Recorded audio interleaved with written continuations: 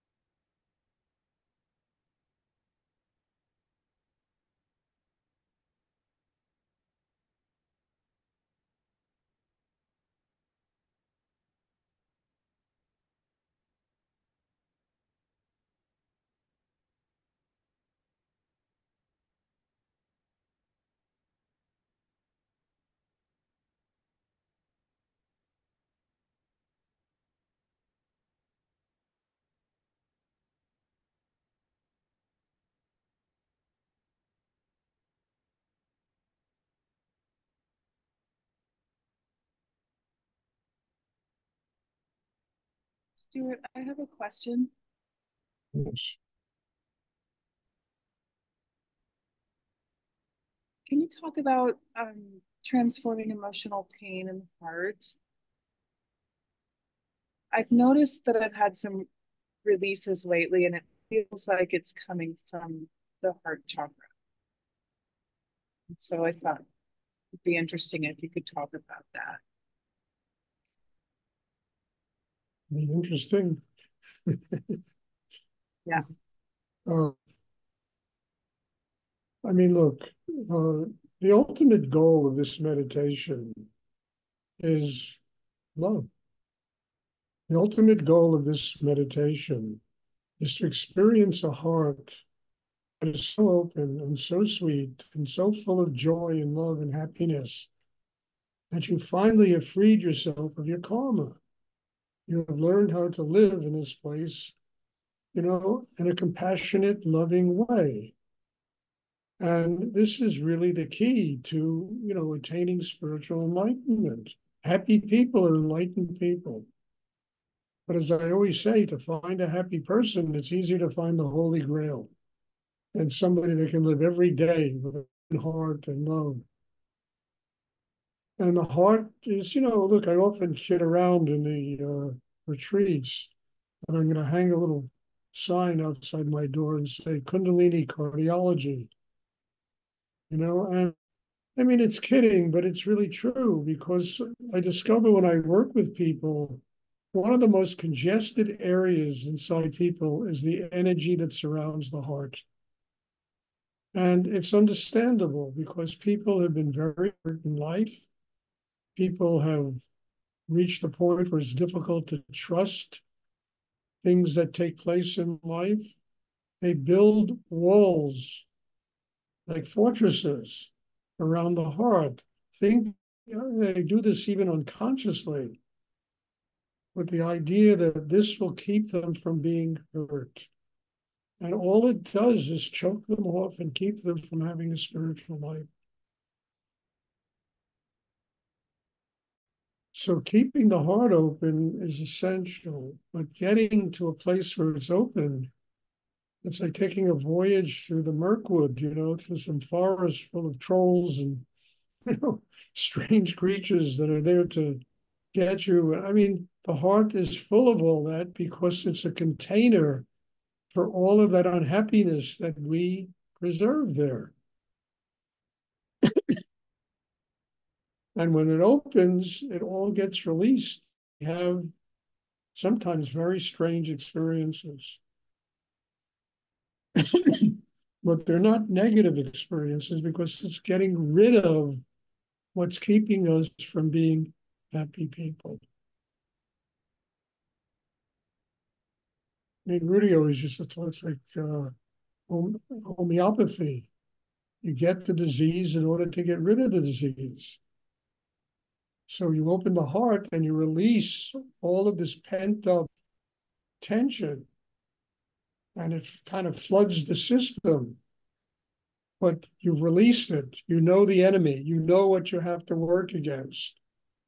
Then you do the work of drawing that energy into the chakra system, down below the navel, turning it into chi, and freeing yourself of layers upon layers of tension that ultimately create conditions, heart attacks, strokes,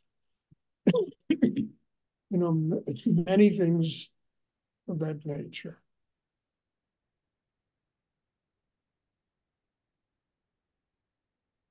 But the key to all this, honestly, what we do here, every class, retreats, whatever we do, it's about building a system inside that ultimately will be strong enough to keep the heart open. So what's going on in life? Whatever, even with all the negativity that we experience every day, it doesn't affect the fact that we have the inner capacity to keep our hearts open. And just a test of whether or not we can do it. We get all wrapped up in the war here and the this, that, and the famine and the starving people in, Senegal or wherever.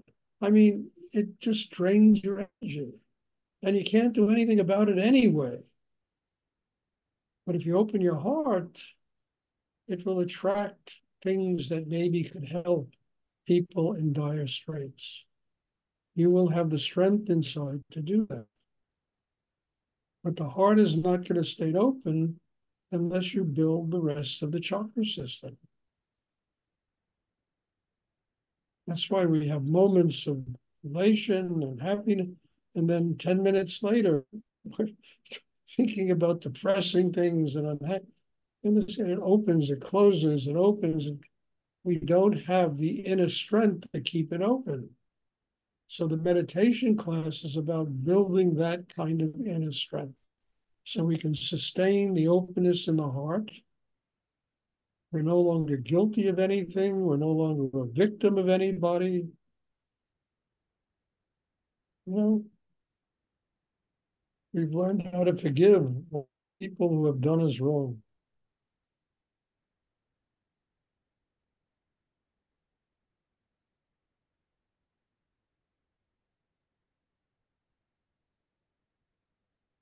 So the first steps is really becoming human. And nobody is going to develop their humanity if their heart doesn't stay open. They spend all their time in their head. If their emotions are so strong that they literally almost cripple them inside. Nobody. But each and every one of us can build that kind of system inside. That no matter what's going on in the world,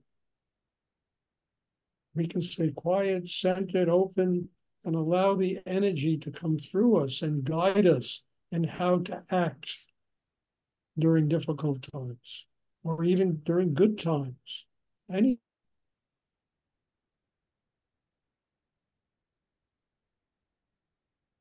But I think it's a foolhardy expedition to think that any of us are going to change this world, change ourselves.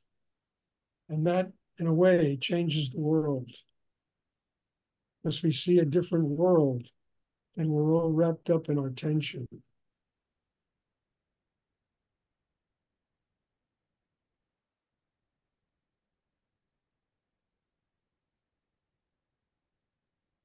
I hope that's clear, So, look, I've had the experience with students. Their heart, they've been so tied up for so many years with emotional tension, almost crippled inside by that tension. And their heart opens in one of these classes. And all of these kind of demons have been get released. And instead of knowing that now the work is to transform that energy into love, into happiness, it freaks them out. And it becomes the fault of the meditation. I mean, really, I've had this so many times with people. Can't do this. It's making me, I have all these dreams and demons, and those are things that are there.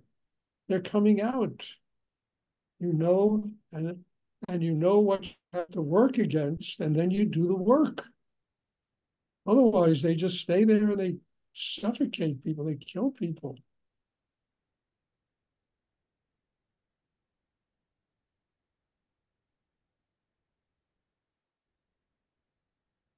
That's why when people tell me, I say, good.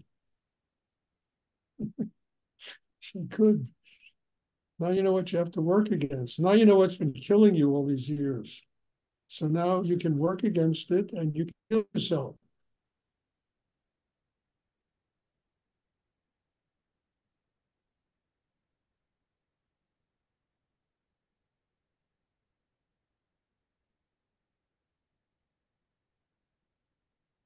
Does anyone else have a question? And everybody suffers from this. Everybody. I suffered from it. I still have a bit of it. You're never completely free. There's little demons that live inside. Yeah. And you say thank you to them. They just remind you that you got to keep working on yourself. That the inner work doesn't come to an end because there's always going to be something wrong. And that's not a negative thing. It's like Rudy's, metaphorical, oyster with the pearl. You need an irritation to create a pearl. We all need irritations to create spiritual pearls inside us. So don't complain about them. Just be grateful they're there and then do the work to transform them into Shakti, spiritual energy that gives you life instead of driving you crazy.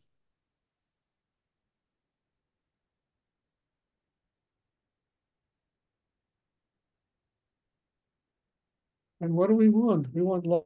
We want love. We want joy. You know, and that's really the ultimate attainment.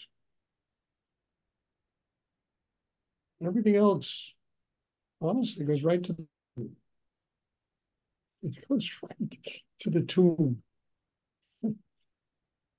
And joy and love and the feeding of the soul with joy and love connects us with infinite energy in the universe. It's the only security. Only security.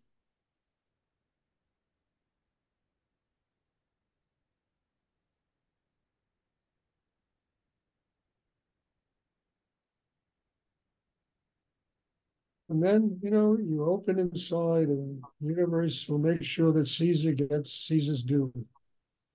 The rent will get paid, the mortgages will get paid, everything works out. If you open it at the same time, we're feeding the soul what it was born here to learn, how to be happy, how to be full of joy, and that God is love.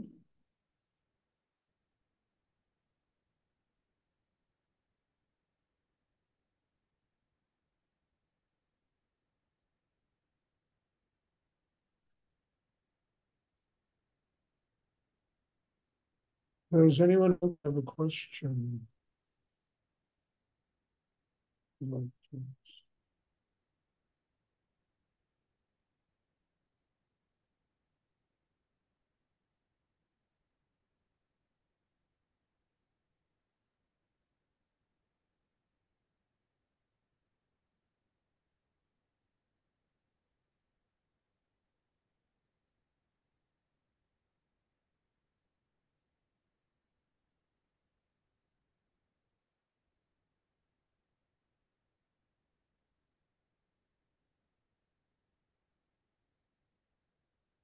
Mm.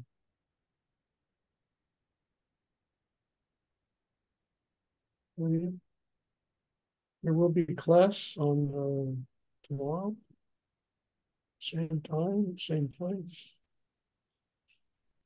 I'm looking forward to seeing everybody. Thank you. God bless you all. Thank you. You know, I say it all the time, but it's really worth repeating. Your presence here has taught me so much about what I've had to learn about growing spiritually.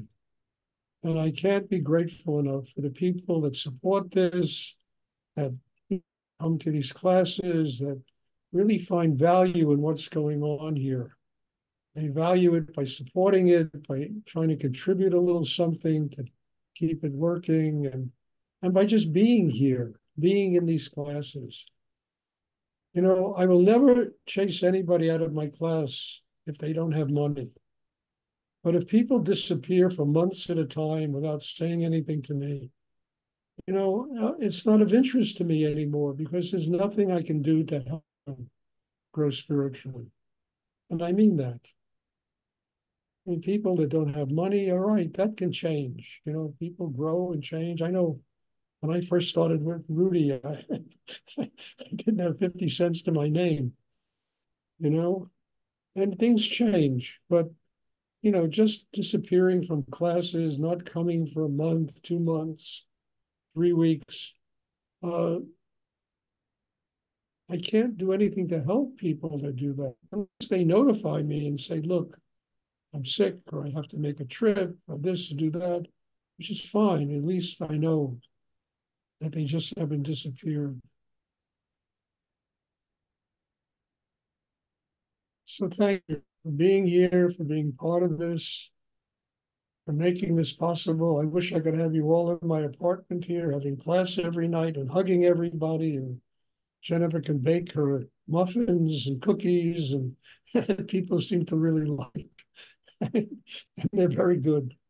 So, you know, God bless you and thank you. And I'm looking forward to seeing everybody tomorrow. Good night, Stuart. Thank you. Good Stuart. night. Thank you, Stuart. Thank you. Good night, everyone. Good night.